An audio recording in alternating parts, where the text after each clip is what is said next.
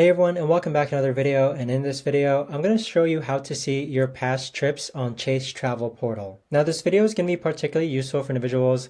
Let's say that you recently booked a trip with Chase Travel and you want to see the itinerary of it. How do you actually go ahead and see your past trips? Now this video is going to be short, sweet, and simple, guys. There's not going to be a lot of steps involved, but the way to actually do this is that first you're going to log onto the Chase Travel Portal. Next, on the upper right hand side, you want to click on this profile icon and then click on trips. Now, once you're redirected to this page right here, you can see that there's three tabs. There's one for upcoming trips, there's one for past and canceled trips, and there's also one for credits. So if I click on past and canceled trips, you can see that these are all the trips that I booked with the Chase Travel Portal.